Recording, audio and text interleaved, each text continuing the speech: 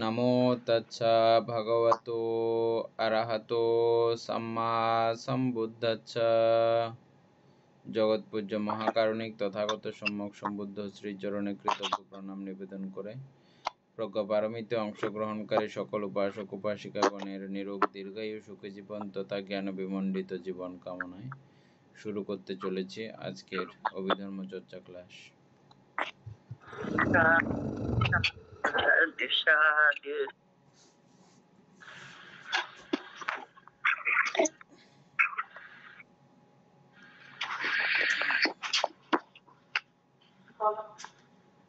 আমাদের page number কত? 181।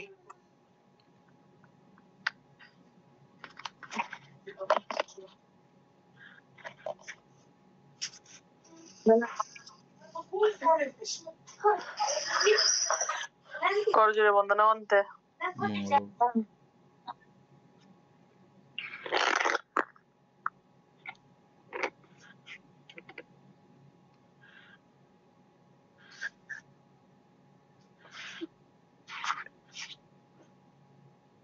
উপাসক শুরু করেন। উপাসিকা রিঙ্কু বড়ুয়া পড়েন।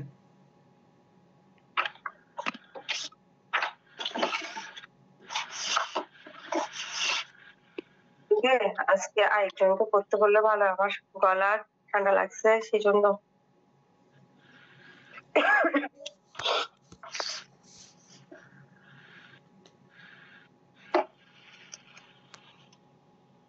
সুকুমার বাবু পড়েন।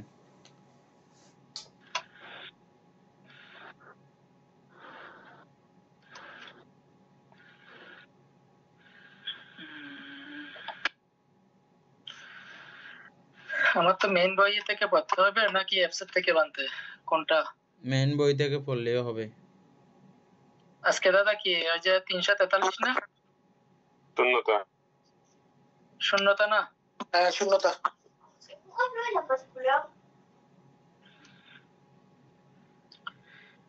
কোন ধর্মসমূহ কুশল? সেই সময়ে লোকোত্তর ধ্যান ভাবনা করা হয় তখন যোগী ন্যায়নিক অপচয়গামী সত্য ধর্ম বিশ্বাসকারীদের যাহা পরিত্যাগ করিবার যোগ্য তাহা পরিত্যাগ করিয়া মার্গের প্রথম ভূমিতে গমন করত। কামসমূহ হইতে দূরে থাকিয়া পূর্ববৎ শূন্যতা প্রথম ধ্যান সম্প্রাপ্ত হইয়া অবস্থান করিতে থাকেন। সে সময়ে স্পর্শ হইয়া থাকে পূর্ববৎ, অভিক্ষেপ হইয়া থাকে পূর্ববৎ। এই ধর্মসমূহ কুশল। 344। কোন ধর্ম মঙ্গল হোক। সেই সময়ে লোকোত্তর ধ্যান ভাবনা করা হয় তখন যোগী ন্যায়নিক অপচয়গামী সত্য ধর্ম বিশ্বাসকারীদের পরিত্যাগ করিয়া মার্গের প্রথম ভূমিতে গমন করত। বিতর্ক বিচার সময়ের উপসমে পূর্ববৎ দ্বিতীয় ধ্যান, পূর্ববৎ তৃতীয় ধ্যান, পূর্ববৎ চতুর্থ ধ্যান, পূর্ববৎ প্রথম ধ্যান সম্প্রাপ্ত হইয়া অবস্থান করিতে থাকে। সেই সময় স্পর্শ হইয়া থাকে পূর্ববৎ, অভিক্ষেপ হইয়া থাকে। এই ধর্মসমূহ কুশল।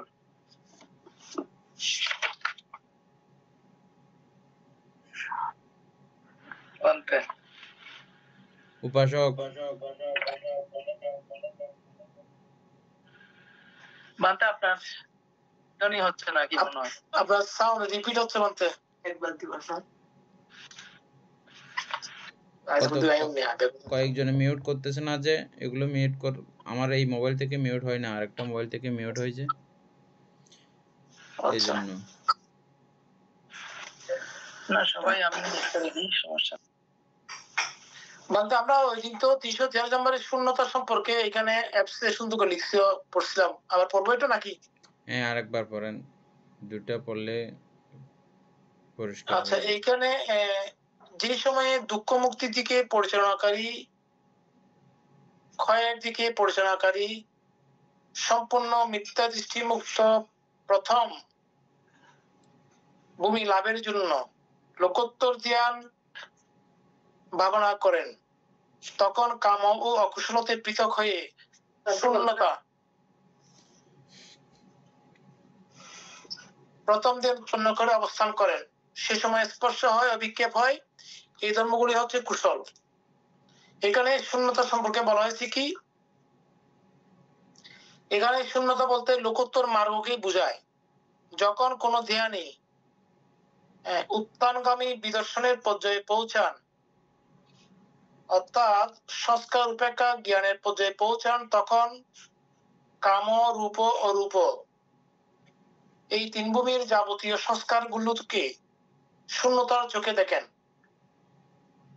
কাম, রূপ ও অরূপ এটিকে বলা হয় বিদর্শন শূন্যতা। এর পরপরই ধ্যানী অনুলোম ও গোত্রভূ এই দুই জ্ঞান অতিক্রমের মধ্য দিয়ে লোকোত্তর মার্গে প্রবেশ করেন বিধায় এই মার্গের নাম দেওয়া হয়েছে শূন্যতা। যেহেতু এই পর্যায়ে ধ্যানের চিত্ত লোভ, দেশ, মোহ প্রভৃতি শূন্যতার পর্যায়ে পৌঁছায়। হট্টশালিনী।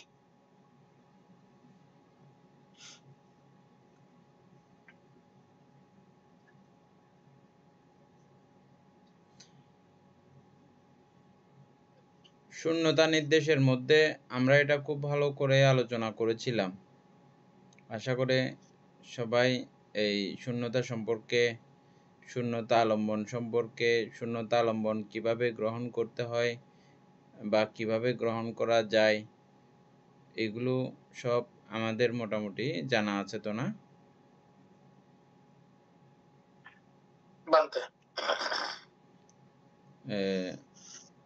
সুকুমার বাবু জানা আছে?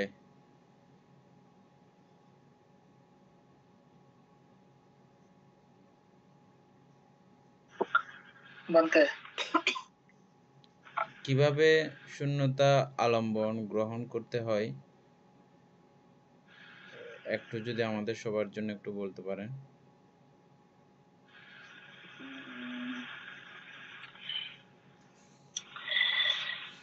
বান্তে শূন্যতা বলতে আসলে তো মানে কোন সাধক অর্থাৎ দেখতে দেখতে যখন মানে দেখতে পারে ওনার তো কোনো কিছু খুঁজে পাই না আর কি। যেমন অর্থাৎ মানে রূপ, রূপের দিক দিয়ে বলে মানে কোনো কিছু অর্থাৎ যে অর্থাৎ চারিধাতু, যদি চারিধাতু বিদ্যমান থাকে সেখানে রূপের অস্তিত্ব থাকে আর কি। যদি চারিধাতু বানতে অস্তিত্ব নাই সেখানে তো মানে নাম বা মানে অর্থাৎ কোনো কিছু তার খুঁজে পাওয়া যায় না। হ্যাঁ, অর্থাৎ এই যে তখন সাধক অর্থাৎ যে চারিদিক দিয়ে মানে শূন্য ছাড়া কিছুই দেখতে পাই না বানতে আর কি। ঠিক আছে, উপাসক ইয়ে করেন তো, একটু বলেন তো।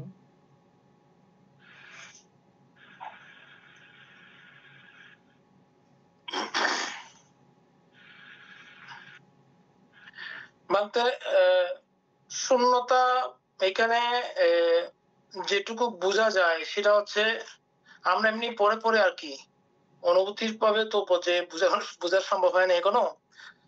পরে জেনে বিভিন্ন আপনার কাছে শুনে বা ইয়ে থেকে বুঝে যেটুকু বুঝলাম সেটা হচ্ছে এখানে ফাঁকা ফাঁকা বা যেটাকে ইয়ে বলা হয়েছে কি জানি, আমরা কোন একটা আলম্বন যখন আমরা আমাদের মধ্যে আসে, উৎপন্ন হয়, সেই আলম্বনকে যখন আমরা যথাযথ বিচার করব তখন দেখা যায় ওই আলম্বনের অস্তিত্ব থাকে না। যখন অস্তিত্বহীন হয়ে যায় তখন ওইটাই শূন্যতা হিসেবে প্রমাণিত হয়। ওই চোখকে যদি আমরা দেখতে পারি, কিন্তু আমরা তো ওই চোখকে দেখার মতো আমাদের সেই চোখ উৎপন্ন হয় না এখনো। তো এটা নামের ক্ষেত্রে একই, রূপের ক্ষেত্রে একই। আমি সংক্ষিপ্ত ভাবে বললাম, বাকিটা বুঝে বলতে গেলে সুন্দর করে বলেছেন আপনারা। আমি একটা উদাহরণ দেব, এটা আপনাদের সেদিনেই কাজে লাগবে এবং সেদিনেই এটা খুব ভালো করে আপনাদের বোধগম্যতার মধ্যে চলে আসবে। মার্গ শ্রোতাপত্তি মার্গ জ্ঞান লাভ করতে হইলেও আপনাকে নির্বাণ আলম্বন গ্রহণ করতে হবে। এটা কিরকম হয় বা কিভাবে হয়?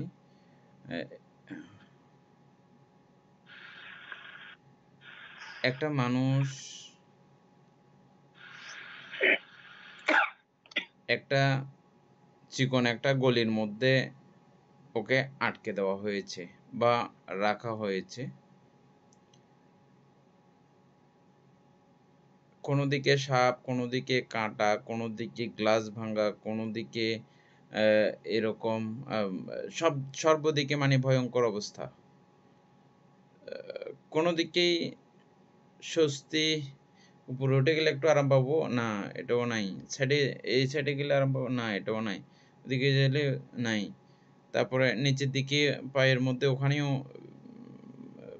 ভয়ঙ্কর ধরনের কিছু লেগে যাবে পায়ের মধ্যে। কোনো দিকে যাওয়ার জায়গা নাই। শেষ পর্যন্ত তিনি স্থিরভাবে এখানে দাঁড়িয়ে থাকলে না, সেখানেও দাঁড়িয়ে থাকতেছে না।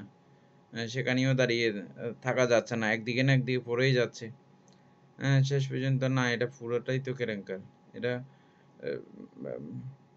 এভাবেও হচ্ছে না, ওভাবেও হচ্ছে না, ওভাবেও হচ্ছে না, কোনোভাবেই তো হচ্ছে না।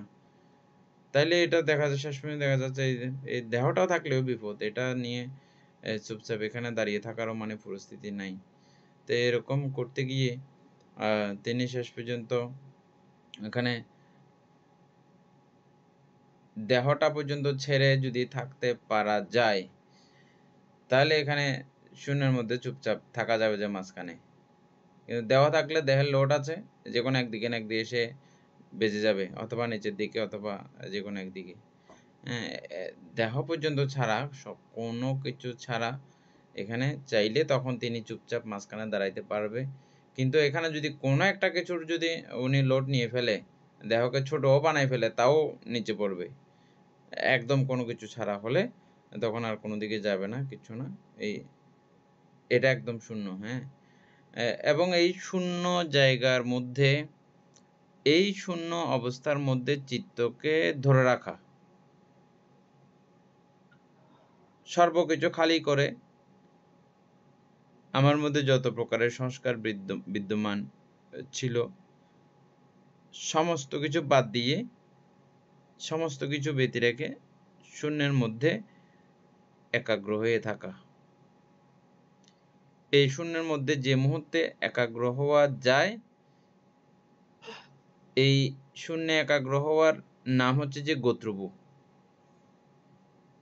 এবং এই গোত্রবু চিত্তের পরবর্তী চিত্তক্ষণই হচ্ছে যে মার্গচিত্ত,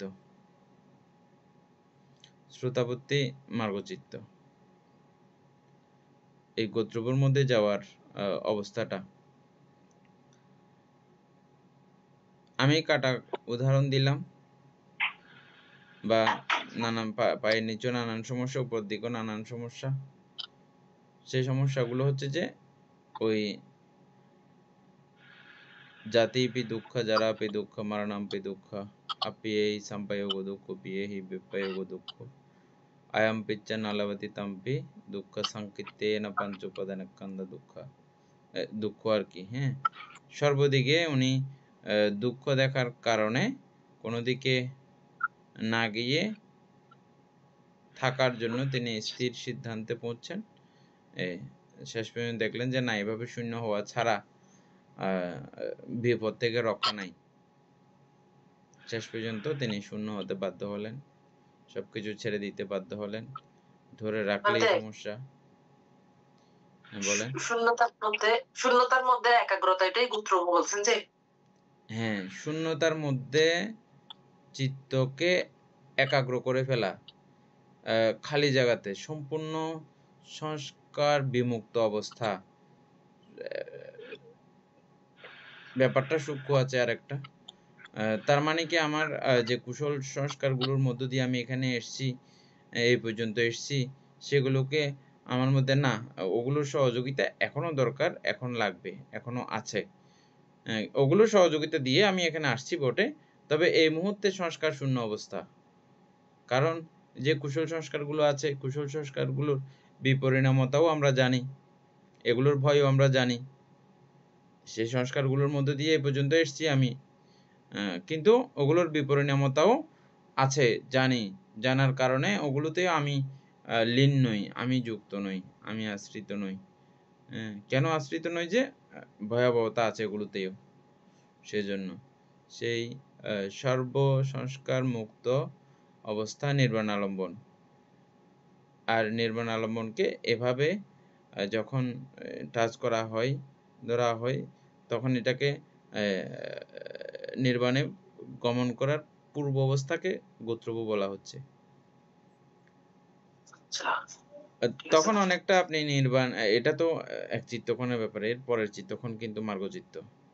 গোত্রবুর পরের চিত্তক্ষণ মার্গচিত্ত। বিষম কোনো ভয়ঙ্কর জটিল অবস্থা ঘটে না গেলে, মানে ওই অবস্থা থেকে জটিল অবস্থা তাও ঘটতে পারে, ঘটে গেলে তারপর আপনি এটাতে প্রবেশ করতেছেন না, না হলে কিন্তু প্রবেশ করে গেছেন। গোত্রপুর পরের চিত্তক্ষণই হচ্ছে যে মার্গচিত্ত। তো বান্তে গোত্রবু যেটা রূপবচরের গোত্রবু, ওখান থেকে মানে গোত্রবু ওখান থেকে যাওয়া যায় ওইভাবে? ওখান থেকে রূপবচরের গোত্রবু, গোত্রবু শব্দের অর্থ সেটা নয়। গোত্রবু শব্দের অর্থ হচ্ছে যে এটা আইল, আইল একটা শ্লোকের মধ্যে পড়া আর কি আইল। এটা এতক্ষণ এটা কামবচরের অবস্থা, এটা এই থেকে রূপবচরের অবস্থা। আর হচ্ছে যে এই আইলটা হচ্ছে যে সম্পূর্ণ রূপবচর, কামবচর, রূপবচর, অরূপবচর সবকিছু ডেঙ্গিয়ে আরেকটা আইল। তবে এই আইলটা কামবচরের পরেও চাইলে অর্জন করা যায়, লাভ করা যায়। বিদর্শন জ্ঞানাদি না, আমি ওইটা বানতে, আচ্ছা ওইটা চিন্তা করতেছি। অর্থাৎ ওই রূপবচর চিত মানে যেটা পড়ছি গোত্রবু, ওখান গোত্রবু যাওয়ার পরে অপর্ণা দিয়ান, কিন্তু এখানে গোত্রবু যাওয়ার পরে মার্গ আর কি, দুইটার মধ্যে একটা পার্থক্য আছে আর কি। হ্যাঁ, গোত্রবু মানে হচ্ছে যে একটা আইল বা পদ্মা, পদ্মার একদম দ্বার প্রান্তে এসে গেছেন, বা আইলের ঠিক মাঝখানে। আপনি চাইলে আবার এদিকেও আসতে পারেন, ওদিকেও চলে যেতে পারেন। ওদিকে গেলে রূপবচর চিত্ত, এদিকে গেলে কামবচর চিত্ত, কামবচর অবস্থা। ঠিক এটা ও গোত্রভু, ঠিক আছে। তবে এটা নির্বাণ আলম্বনকে কেন্দ্র করেই এই গোত্রভু। ওখানে অলরেডি আপনি নির্বাণ আলম্বন নিয়েছেন, নির্বাণ আলম্বন গ্রহণ করা হয়েছে অলরেডি। এবং এরপর নির্বাণ আলম্বন গ্রহণ করলে বানতে, নির্বাণ আলম্বন গ্রহণ করলে আবার প্রথম ধ্যান দ্বিতীয় ধ্যান এভাবে না যেতে মানে যেতে হবে নাকি? সেটা বলতে চাচ্ছি না, প্রথম ধ্যান দ্বিতীয় নির্বাণ আলম্বন গ্রহণ করলে প্রজাপতি থেকে। হ্যাঁ, আপনি কোনো তবে একটা সূক্ষ্ম বিষয় কিন্তু আছে, কিন্তু আবার এটা আপনারা ইতিমধ্যে বুঝে গেছেন। একটা জিনিস ইতিমধ্যে বুঝে গেছেন, সেটা ন্যূনকল্পে চিত্ত সমাধিস্থ হবেই। আর সমাধিস্থ এটাকে আপনি প্রথম ধ্যান বা দ্বিতীয় ধ্যান বা তৃতীয় ধ্যান ওই জাতীয় কোনো কিছুতে উল্লেখ করা হয়নি বটে, কিন্তু চিত্ত সমাধি কিন্তু আছে। আমি ওই গোত্রপুর মধ্যে কিন্তু আমি চিত্ত একাগ্র করেছি, তার মানে সমাধি। যদিও বা এটাতে কোনো রকমের নাম দেওয়া হয় নাই, প্রথম ধ্যান, দ্বিতীয় ধ্যান, তৃতীয় ধ্যান ওই জাতীয় কোনো নাম আসে নাই বটে, কিন্তু চিত্ত সমাধিস্থ হয়েছে। কিন্তু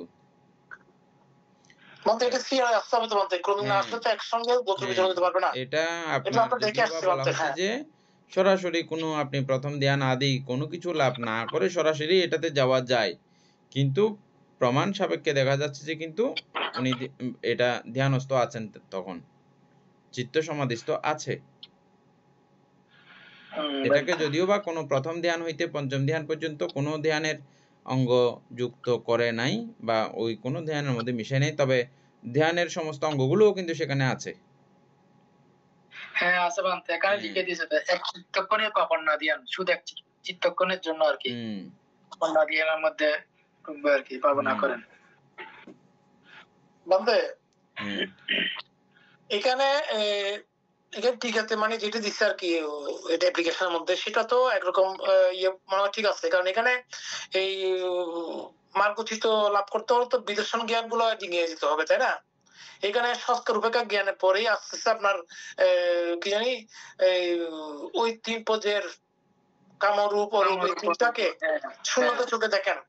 কখন সংস্কার উপেক্ষা জ্ঞান উৎপন্ন হয়, প্রত্যেকটা সংস্কারকে যদি উপেক্ষা চোখে দেখার পরে এই জ্ঞানটা উৎপন্ন হয়। এই এবং সংস্কার বলা হচ্ছে কি উপেক্ষা জ্ঞান কথাটা খুব গুরুত্বপূর্ণ। আপনি একটু সেটা ভালো বলতে করে চাচ্ছি। বুঝছেন। আরো সকলের জন্য খুব সুন্দর করে উপাসিকা একটু বলেন তো সংস্কার উপেক্ষা জ্ঞান জিনিসটা কিরকম। আমরা আগে কিন্তু বেশ কয়েকবার পড়েছি এটা। এই কথাগুলো অত্যন্ত গুরুত্বপূর্ণ, পুরো পুরো অভিধর্মের সার কথনের মতো অনেকটা কথাগুলো। সংস্কার উপেক্ষা জ্ঞান, হ্যাঁ সংস্কার উপেক্ষা জ্ঞান বলতে আমি যেটা বুঝছি এটা হচ্ছে যে মানে সকল সংস্কারগুলো যে অনিত্য, ওই যে বিষয়টা যখন বুঝতে পারে তখন ওই সংস্কারের প্রতি আকৃষ্ট হয় না। সংস্কার সেটা কুশল সংস্কার হোক বা অকুশল সংস্কার হোক, এগুলোর প্রতি আকৃষ্ট না হওয়াকেই সংস্কার উপেক্ষা জ্ঞান বলে।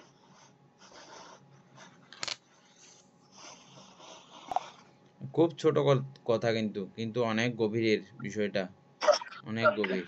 হ্যাঁ সুকন বাবু বুঝছেন না? হ্যাঁ বলতে তো একটা ওই পর্যায়ে জ্ঞান উৎপন্ন হলে উনি সকল সংস্কারকে উপেক্ষা করতে পারেন। আমরা গেলে বানতে শেষ। যেতে পারলে বানতে কাজ মোটামুটি অগ্রসর হয়ে গেছে। কাজ গুটিয়ে গেছে। গুটিয়ে গেছে বলতে কি সংস্কার উপেক্ষা জ্ঞান যখন আসে এগুলো তো তখন খুব খুব কাছাকাছি নির্বাণের, কাছাকাছি বলা চলে। যারা অল্পবচর ব্রহ্মলোক পর্যন্ত প্রাপ্ত হয়েছেন তারা রূপবচর সংস্কার তারা ইয়ে করেছেন, উপেক্ষা করেছেন, এগুলো করেছেন, কিন্তু অরূপবচর সংস্কারের মধ্যে তারা আবদ্ধ।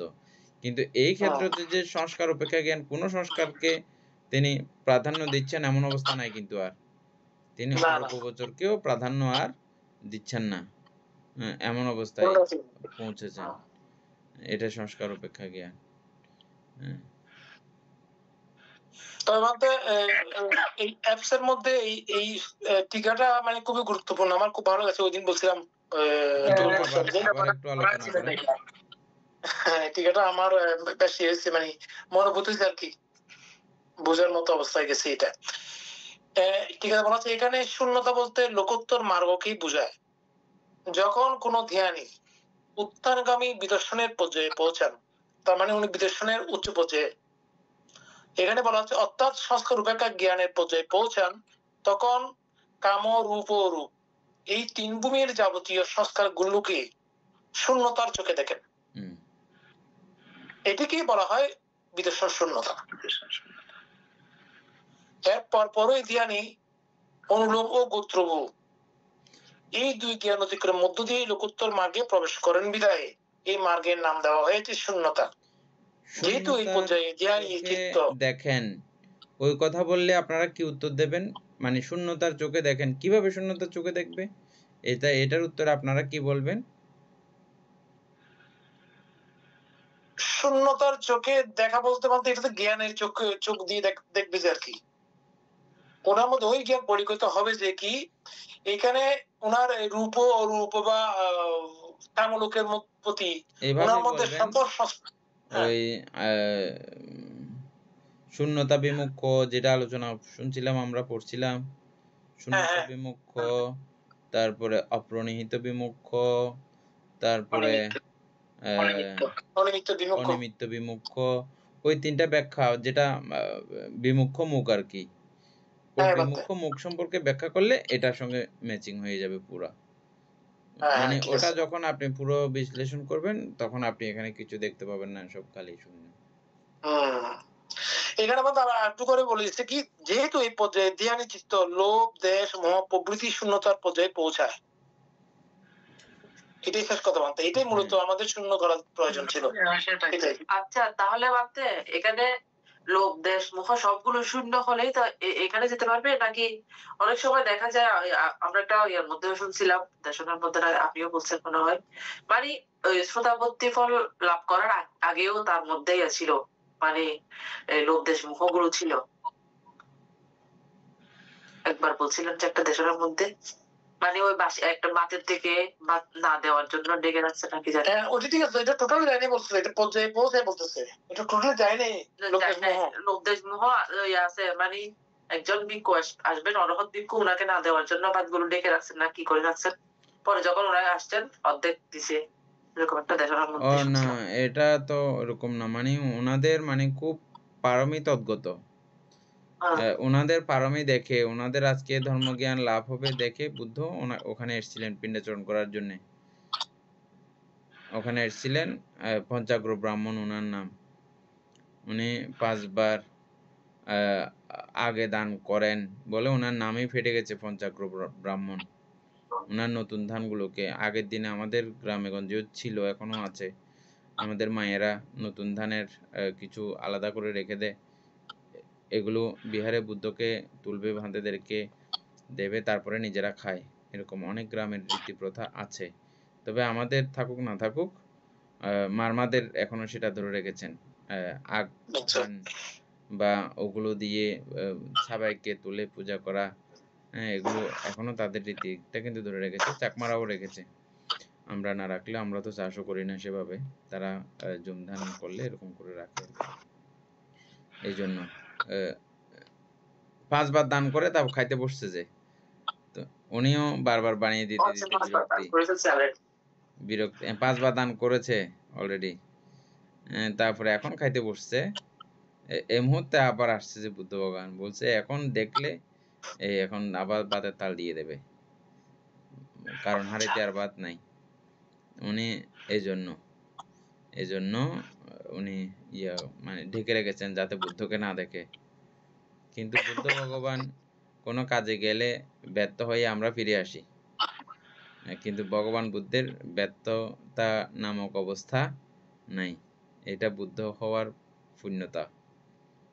বুদ্ধদের জীবনে কোনো কিছু ব্যর্থ নাই, যেখানে যাবেন সেখানেই তিনি সাকসেস হয়েই তো পূরণ করে আসছেন মন্ত্রগুলা, হ্যাঁ এগুলো সব পূরণ করে আসছেন, পরিপূর্ণ করেই তুমি আসছেন, না একটু বুদ্ধ হতে পারতেন না, জগৎ সম্পর্কে বিজিত বলেই। তো সেজন্য দেখা দিয়েছেন, অর্ধেক ভাত দিয়েছিল, অর্ধেক খাওয়া হয়েছে, আর অর্ধেক দিয়েছিলেন। এই কথাটা কি জন্য আসছে যে তিনি তো এর আগে ছিল, সবকিছু টাইট ফিটই ছিল, ওনার তো ছিল তখন লোভদেশ মোহ সবগুলোই তো ছিল, তখনও তো উনি কোনো মার্গে বা কোনো ফলে তিনি তো অধিগত হন নাই। আর শ্রোতাপত্তি হইলেও তো আমাদের কি চলে যাচ্ছে যে পরামর্শ যাচ্ছে যে আরো নিম্নভাগীয় 2টা সংযোজন আছে, মনের মধ্যে উৎপন্ন হবে, কিন্তু কায় এবং বাক্য দ্বারা হ্যাঁ করবে না, মানে আসলেও করবে না, কায় এবং বাক্য দ্বারা হবে না, করবে না। তবে হইলেও কতটুকু পর্যন্ত হবে, মানে মানসিকতাতে আসলেও কতটুকু পর্যন্ত আসবে, এটা একটা নির্দিষ্টতা আছে। আমাদের চিত্ত যখন ওই যে 2টা সংযোজনের ব্যাপার আছে এটা মনে মনে লুপ্ত হয়ে গেলেও ওগুলো আমাদেরকে নরকে নিয়ে যাওয়ার পাওয়ার বা শক্তি ক্ষমতা রাখে, কিন্তু শ্রোতাপত্তি মার্গলাভীদেরকে ওই চিত্তগুলো মনে মনে চলবে, ঠিক আছে, কিন্তু হইলেও এটা অত দূরও গড়ায় না যত দূরের কারণে আপনাকে অপায়ে নিয়ে যেতে পারে, অত দূর হয় না। এখানে সূক্ষ্ম একটা বিষয় আছে, মানে এটা আমাদের বইয়ে এভাবে এখনো আসেনি, আমরা পরে আস্তে আস্তে পেতে পারি ওই বিষয়টা। ওগুলো কিন্তু আপনাকে নরকে নিয়ে যাবে, যেহেতু এগুলো নিম্নভাগীয় অধভাগীয় সংযোজন, সেহেতু আপনাকে নিচে নিয়ে যাওয়ার ক্ষমতা তো আছেই। তাহলে শ্রোতাপত্তি মার্গলাভীর কাছে আছে, অথচ নিচে যাচ্ছে না, কথাটা 2 রকম হয়ে গেছে না। কিন্তু কতটুকু থাকলে, কতটুকু হইলে আপনাকে অপায়ে যেতে হবে, ওই অতটুকু পর্যন্ত তারা যায় না, বিদায় তাদের অপায় গতিও হয় না।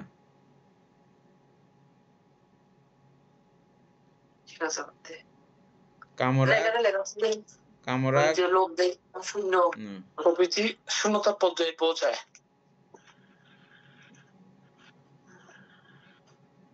কামরাক এবং ব্যাপাদ ব্যাপাদ এগুলো হাফ হাফ এগুলো হাফ চিহ্ন হয় বাংলাতে, হাফ চিহ্ন হয় পুরো যে সক্রিয়তাগামী হাফ চিহ্ন হলে সক্রিয়তাগামী হবে। হ্যাঁ, হ্যাঁ পুরো চিহ্ন হলে অনাগামীতে পুরো চলে যাবে। হ্যাঁ, তার মানে এই দুইটা শ্রুতাপত্তি মার্গলাভীদের কাছে একদম ফুল থাকে।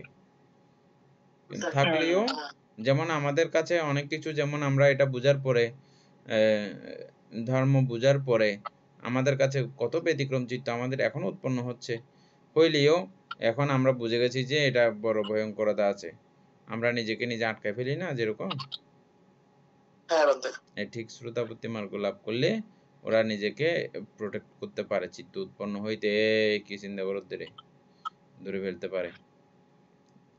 কিন্তু অন্যদের কাছে, পৃথকজনদের কাছে এটা ধরে রাখার ক্ষমতা দৌড় একবার ইয়ে করে কোনো রকম ইয়ে করে ফেলে, বাদ দেয় পরে এরকম বলবে যারা নয় পৃথকজন তারা। আর যারা পৃথকজন গাত্র উত্তীর্ণ হয়েছেন তারা এরকম করে নিজেকে আটকাবেন। কি পড়তেছিলাম আমরা তাহলে? শূন্যতা সম্পর্কে একটু আলোচনা করে নিলাম এই চ্যাপ্টারটা ভালো করে বোঝার জন্য। হ্যাঁ, এটার পুরোটা শেষ করেন উপাসক যথার্থ বাবু। ওইটা শেষ তো আর ওই শূন্যতা সম্পর্কে তারপরে অবস্থান করেন। এরপর 346 নাম্বার। আচ্ছা, 346 নম্বরে বলা হচ্ছে কি, যে সময়ে সাধক দুঃখ মুক্তির দিকে, না একটু পড়া বুঝতে বলা হচ্ছে যে নাকি? হ্যাঁ হ্যাঁ, ওইটা আবার মানে প্রথম দ্বিতীয় তৃতীয় চতুর্থ ধ্যান মানে সম্পর্কে মানে ওইগুলা একটার মাধ্যমে এইগুলা সব বুঝাই দিছে আর কি। আচ্ছা আচ্ছা, মানে ওটা ওগুলো লাভ করবে, আবার এগুলো প্রথম ধ্যান লাভ করে যখন তিনি এই মার্গ উত্তীর্ণ হবেন উনি কিরকম থাকবেন, দ্বিতীয় ধ্যান তৃতীয় ধ্যান চতুর্থ ধ্যান পঞ্চম ধ্যান লাভ করে উত্তীর্ণ হলে কেমন হবে, ওটা নিয়েই আলোচনা হয়েছে না, আর ব্যতিক্রম কিছু নাই। আর তাহলে একটু টেনে যান, কতদূর টেনে যাওয়া যায় টেনে যান। শূন্যতা প্রতিপদা, শূন্যতা প্রতিপদার মধ্যে মানতে 4 ভাগে ভাগ করছে আর কি।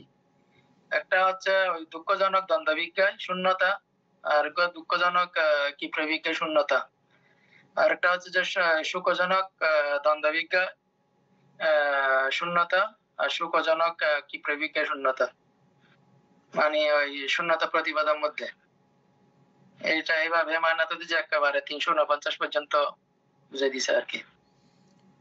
তবে এই শূন্যতা চ্যাপ্টার গুলো আমরা ইয়াতেও পড়ছিলাম, অভিধর্ম অর্থ সংগ্রহ পড়ছিলাম বিস্তারিত। এখানেও আপনারা সবাই খুব ভালো করে বোঝার চেষ্টা করবেন যে এটা ধ্যান করার সময় অত্যন্ত গুরুত্বপূর্ণ একটা জায়গা, এটা গুরুত্বপূর্ণ একটা বিষয়। এটা না বুঝলে ওখানে গিয়ে আটকে থাকতে হয়। আর এই বিষয়গুলো বোঝানোর জন্য আমরা দেখতেছি যেমন ছোট শ্রমণ একজনকে বুদ্ধ, ও রুমে ধ্যান করতেছে, বুদ্ধ বারান্দার মধ্যে হেঁটে হেঁটে ওই শ্রমণকে দেশনা করার জন্য চলে আসছে। বুদ্ধ বারান্দাতে হেঁটে হেঁটে চক্রমণ করে করে এগুলো বলতেছে, আর শ্রমণ এখানে বসে বসে এগুলো শুনতেছে এবং ওটার সঙ্গে এটা মিলিয়ে মিলিয়ে মিলিয়ে মিলিয়ে অর্হত হয়েছিলেন। তার মানে এগুলো লাগে, এগুলো ওই পর্যায়ে গিয়ে ধ্যান করার সময় ওই পর্যায়ে গিয়ে আপনার এগুলো লাগবে। এগুলো না জানলে তখন আপনার এটা অধিগত করা সম্ভব হয় না। এজন্যই আপনারা শুনেছেন হয়তোবা ধ্যান করার সময় গুরুর সান্নিধ্য ছাড়া বা গুরুর উপদেশ ছাড়া ধ্যান করলে অনেক সমস্যা হয়। সমস্যা বলতে এই লাভগুলো পাওয়ার সময় মানে লাভটা হয় না আর কি। আর এখন আপনারা এটা বিষয় জেনে যাচ্ছেন, মানে যদি বুঝে যান এই বিষয়টা, তাহলে গুরুভান্তে ছাড়াও গুরু ছাড়াও আপনারা ধ্যান করতে পারবেন এবং ধ্যান করে ধ্যানের যথাযথ লাভ তুলে নিতে পারবেন।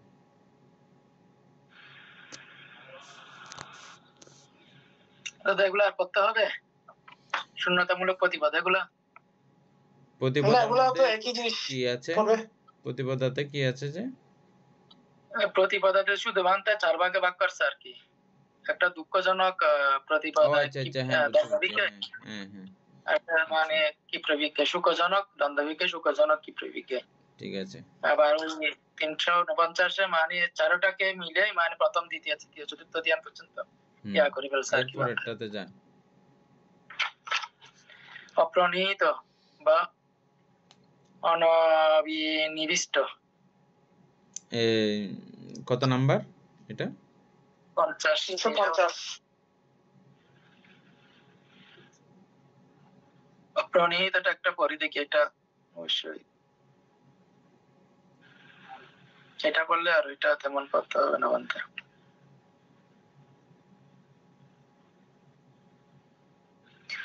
কোন ধর্মসমূহ কুশল? সেই সময়ে লোকত্ব ধ্যান ভাবনা করা হয়, তখন যোগী ন্যায়িক অপচয়গামী সত্য ধর্ম বিশ্বাসকারীদের যাহা পরিত্যাগ করিবার যোগ্য তাহা পরিত্যাগ করিয়া মার্গে প্রথম ভূমিতে গমন করত। কামসমূহ হইতে দূরে থাকিয়া পূর্ববৎ অপ্রনিহিত প্রথম ধ্যান সম্প্রাপ্ত হইয়া অবস্থান করিতে থাকেন। সেই সময়ে স্পর্শ হইয়া থাকে, পূর্ববৎ অভিক্ষেপ হইয়া থাকে। পূর্ববৎ এই ধর্মসমূহ কুশল। তাইলে 351 হচ্ছে যে ওই একেবারে ওই প্রথম ধ্যান ভূমিতে গমন করে তো বিতর্ক বিচার সময়ের উপশমে পূর্ববৎ দ্বিতীয় ধ্যান, পূর্ববৎ তৃতীয় ধ্যান, পূর্ববৎ চতুর্থ ধ্যান, পূর্ববৎ পঞ্চম ধ্যান, না প্রথম ধ্যান, পূর্ববৎ অপ্রণীত পঞ্চম ধ্যান সম্প্রাপ্ত হয়ে অবস্থান করিতে থাকেন। সে সময়ে স্পর্শ হইয়া থাকে, পূর্ববৎ অভিক্ষেপ হইয়া থাকে, পূর্ববৎ এই ধর্মসমূহ কুশল। অপ্রণীতটা বানতে একটু ওই অপ্রণীত যেটা অপ্রণীত বিমুখ সেটার মধ্যে মনে হয় ইয়ে আসছে, মনে হয় থেকে মনে হয় বানতে এটা তো একটা সুন্দর টিকা আছে অপ্রণীতের মধ্যে। হ্যাঁ এখানে বলা হচ্ছে আমরা আগে যেটা বুঝছি ওটা বরাবর আছে কিনা এই টিকাটা পড়লে বুঝে যাবেন। হ্যাঁ সেটাই বানতে। আচ্ছা, এখানে অপ্রণীতে একসময় বলছে কি যে সময়ে দুঃখ মুক্তির দিকে পরিচালনাকারী সাধক আর কি, যে সময়ে সাধক দুঃখ মুক্তির দিকে পরিচালনাকারী, ক্ষয়ের দিকে পরিচালনাকারী, সম্পূর্ণ মিথ্যা দৃষ্টি মুক্ত প্রথম লোকোত্তরের প্রথম স্তর স্থাপতি মার্গ ভূমি লাভের জন্য লোকোত্তর ধ্যান অর্থাৎ এক চিত্তকণিক অপর্ণা ধ্যান ভাবনা করেন, তখন কাম ও অকুশল হতে পৃথক হয়ে অপ্রণীত বলা আছে। আচ্ছা, এখানে অপ্রণীত অর্থ হচ্ছে যার মধ্যে প্রণিধি নেই, যুক্ত হয় না আর কি, কোনো কিছুর সাথে আর যুক্ত প্রণিধি। এখানে প্রণিধি বলতে কি বলা হচ্ছে? লোভ দেশ মোহ এগুলি হচ্ছে প্রণিধি। হ্যাঁ, লোভ দেশ মোহ হচ্ছে যে প্রণিধি বা নিধি। নিধি অর্থ সম্পদ,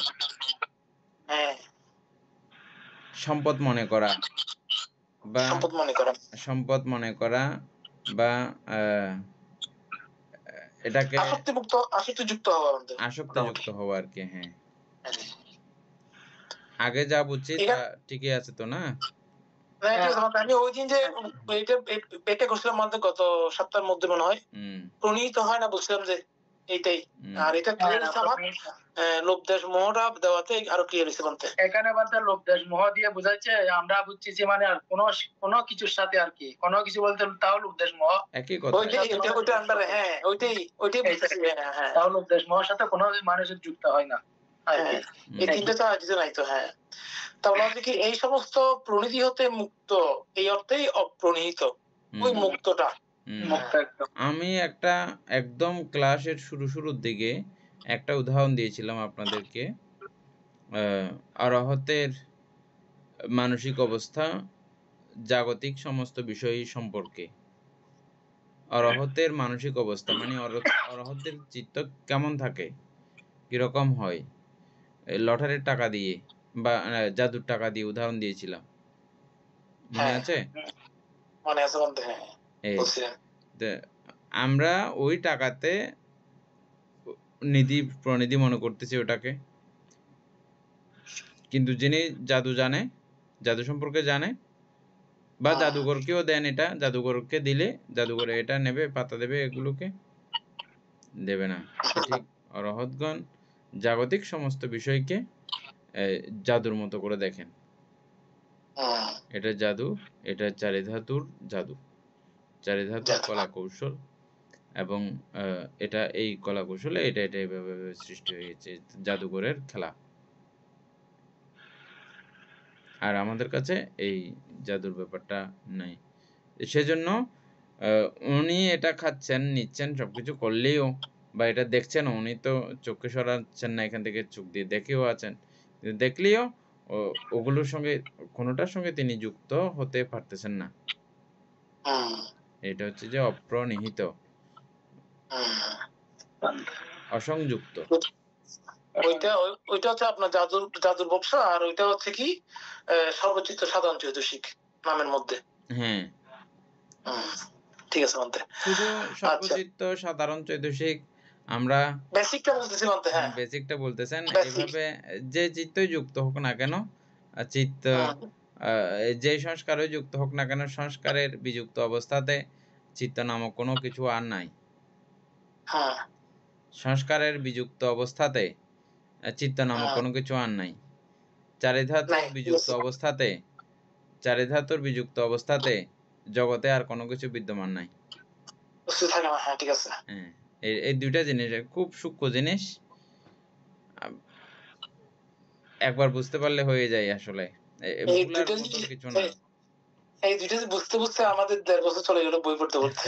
হালকা হালকা করে একটু একটু এই হচ্ছে আর কি মানতে। তারপরও ওই বোঝা হতে হয় নাই। বছরে যে এটা বুঝেছেন, কিন্তু কিছু কিছু বড় বড় যারা অভিধর্ম দীর্ঘ 7 বছর ধরে ক্লাস করেছে, পরীক্ষা দিয়েছে, তাদের পর্যন্ত অনেক সময় এটা বুঝতে সম্ভব হয় না।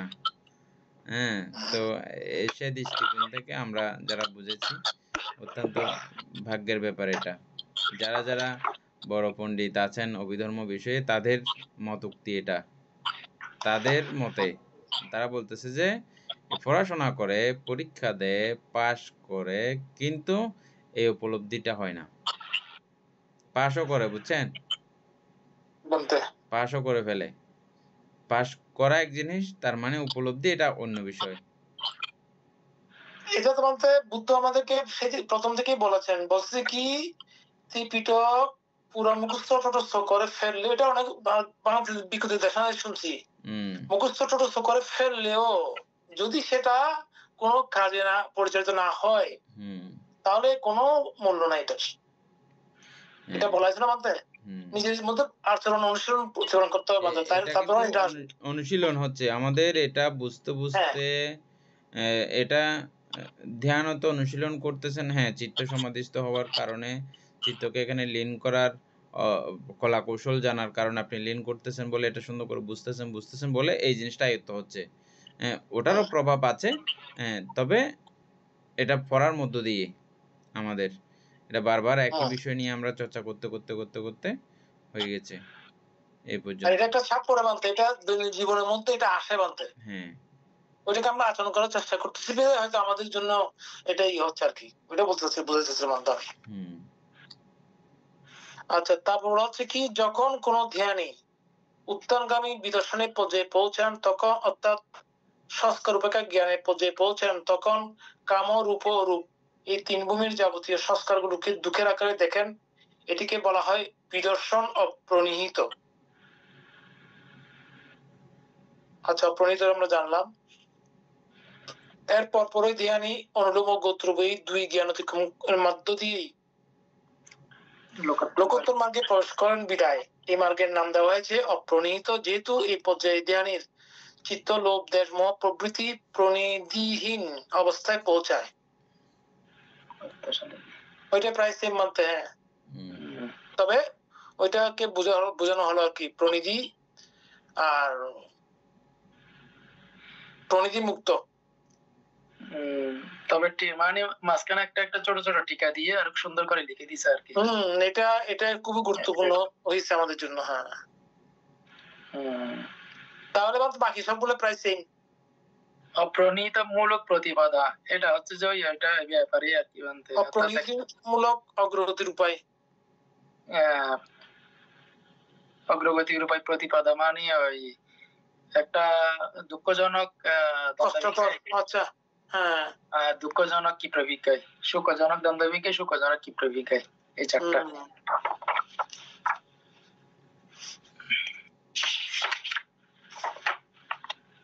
এগুলো আর পড়তে হবে? না এগুলা না, একই রকম হলে এটা স্কিপ করে যান। 357 পড়ো, 20 প্রকার মহাক্রম বা ধারা।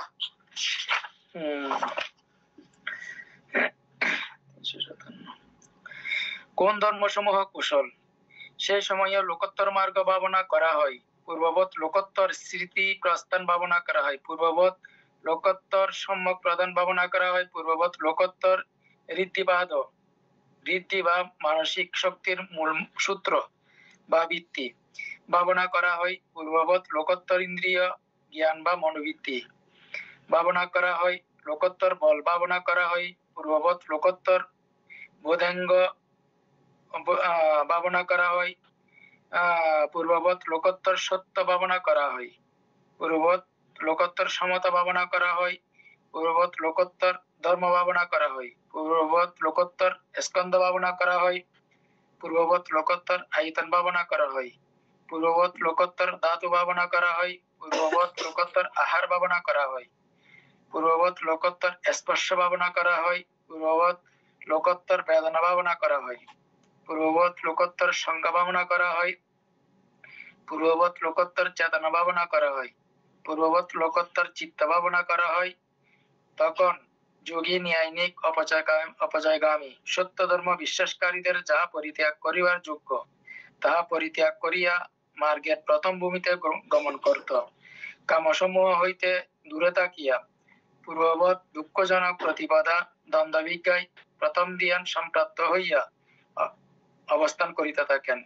সে সময়ে স্পর্শ হইয়া থাকে, পূর্ববৎ অভিক্ষেপ হইয়া থাকে, পূর্ববৎ এই ধর্মসমূহ কুশল। ও আচ্ছা, তাহলে এখানে 20 প্রকার একদম মানে আর কি যেগুলো আমরা আগে পড়বো আসছিলাম এগুলো সবগুলো সংক্ষিপ্ত ভাবে আবার টেনে দিয়েছে মানে 20 প্রকার ক্রমধারা মানে একদম ধারায় আর কি। আমরা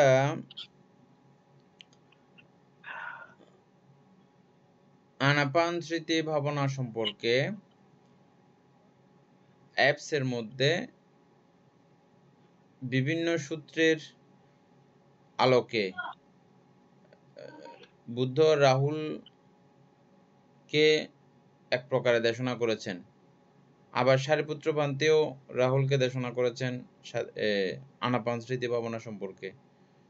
তো আমি এগুলো আমাদের একটা রবিবারের ক্লাস আছে, যে রবিবারের ক্লাসের মধ্যে তারা আনাপান স্মৃতি ভাবনা সম্পর্কে বিস্তারিত জানতে চেয়ে তারাও মানে ধ্যানের কথাটা তারা তুলেছে আগে, মানে আমরা এই এক ক্লাসের মধ্যে শুধু ধ্যান করব, সেখান থেকে আপনাদের সঙ্গে এই কথোপকথনটা পরবর্তীতে আসছে। সেখানে আনাপান স্মৃতি সম্পর্কে করতে গিয়ে দেখলাম যে ব্যাপক ব্যাপার আছে। এগুলো জেনে নিলে আনাপান স্মৃতি ভাবনার কখন কিভাবে ভাবিত বহুলীকৃত করা যায় এ সম্পর্কে আরো বিস্তারিত কথাবার্তা আছে। তো আমি চিন্তা করছি যে এগুলো আমাদের একটু সবার জানা থাকা দরকার, যেহেতু এটা আমরা প্রায় প্রত্যেকেই করি। এটাতে আরেকটু বিস্তৃত হওয়ার জন্যে এটা আমরা এক পর্যায়ে গিয়ে আলোচনা করব। তারপর এটা তো চলবেই আমাদের, মানে ধ্যানটা তো যেহেতু আমরা কন্টিনিউ করতেছি বাড়িতে যখন সময় পাচ্ছি না, তো সেহেতু ওটা আমরা একটু করে সবাই আলোচনা করে করে ফেলবো। হ্যাঁ, একটা সময় করে। আর যে বইটা দিয়েছিলাম মহাপরিনির্বাণ সূত্র পড়তেছেন সবাই না পড়তেছেন না?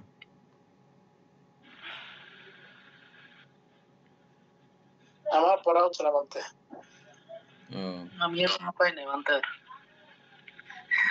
কাজ জয়েন দিয়ে এই অবস্থা আর করে ক্লাসে না হলে মানতে সম্ভব না মনে হয়। এক লাইন দুই লাইন করে করে পড়বেন। না, আসা যাওয়ার মধ্যে মানতে পড়া যায়, কিন্তু তারপরও ওই এখন যেভাবে মনোযোগ থাকে একটু, তখন না ওটা এত বেশি মনোযোগের ব্যাপার নাই, ওটাতে যে এত বেশি মনোযোগের, ওটা গল্প তো এত বেশি মনোযোগের ব্যাপার নাই, ওটা গল্পের মতো পুরোটা। তারপর আরেকটা পড়ি আমরা। আর সময় আছে নাকি? 27 এখন অধিপতি বানতে কর্তা বা অধিপতি। কোন ধর্মসমূহ কুশল?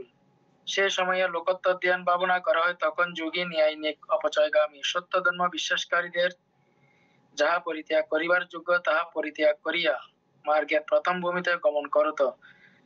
কামসমূহ হইতে দূরে থাকিয়া পূর্ববৎ দুঃখজনক প্রতিবাদা চন্দাধিপতি বা প্রধান হইয়া প্রথম ধ্যান সম্প্রাপ্ত হইয়া অবস্থান করিতে থাকেন। আচ্ছা, এখানে আরো ব্যাপার আছে দেখছেন। সবাই যে একই বিষয় নিয়ে একই বিষয়ের আধিপত্যতে এই মার্গ জ্ঞান লাভ করবে এমন না। কিন্তু দুঃখজনকে আসবে, সেগুলো আবার বিভেদ হবে, আবার বাক হবে। কিন্তু এখানে দেখা যাচ্ছে যে বীর্য প্রথমে কি ছন্দ অধিপতি না, ছন্দাধিপতি, বীর্যাধিপতি, চিত্তাধিপতি, ধর্মাধিপতি না। হ্যাঁ, তো এই ছন্দ অধিপতির মধ্যে দিয়েও আপনি এই মার্গ লাভ করতে পারবেন, বীর্য অধিপতির মধ্যেও মার্গ লাভ করতে পারবেন। যে কোনো একটার আধিপত্যে আপনি পরবর্তী বিষয়গুলো, ও মূল অধিপতি একটা থাকবে, বাকিগুলো হ্যাঁ। আমরা দেখতে পাই যে আমাদের এই যে সম্মুখ সম্বুদ্ধগণ, ওনারা সম্মুখ সম্বুদ্ধ হন একজন এক তিনটা পর্যায়ে, তাই না? হ্যাঁ, যারা প্রজ্ঞা সম্পন্ন, আমাদের গৌতম বুদ্ধ প্রজ্ঞা সম্পন্ন ছিলেন, উনি 4 অসংখ্য লক্ষ কল্পকাল অধিক কাল ব্যাপী ইয়ে করে উনি মানে সম্মুখ সম্বুদ্ধ হয়েছেন। তো একইভাবে আমরা দেখি ওই অধিপতিটা আমাদের জন্য এই জন্য এটা ক্লিয়ার হয়েছে আর কি, বিশেষ করে আমি বুঝতে পারি সেক্ষেত্রে। তারপরে হচ্ছে ইয়ের পরে প্রজ্ঞার পরে বীর্য মনে হয়, বীর্যের মধ্যে 8 অসংখ্য, তারপর 16 অসংখ্য হচ্ছে শ্রদ্ধা। আমাদের অনাগত আসবেন, আদিমিত্র বুদ্ধ আসবেন না, আদিমিত্র বুদ্ধ বীর্যাধিপতি না,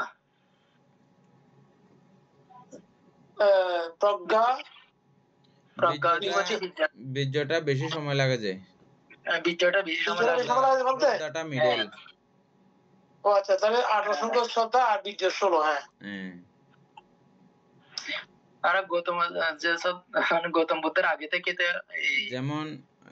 যেমন আমরা বলদাগিরি করে যেটা পারি না, সারাদিন বলদাগিরি করে যা হয় না, কিন্তু যারা কৌশলী, খুব একটু যত্ন সহকারে করার চেষ্টা করে, তাদের তার একটু অ্যাডভান্স হয়।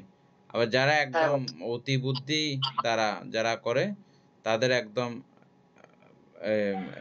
10 দিনের কাজ একদিনে হয়ে যায়। 10 দিনে যা টাকা ইনকাম করে অন্যজনে ও একদিনে করে ফেলে, বুদ্ধি হওয়ার কারণে। 3 পর্যায়ে বিভক্ত: প্রজ্ঞা, শ্রদ্ধা, বীর্য। বীর্য হচ্ছে যে করবেই, যে এমনি যেটা হবে হোক করবেই।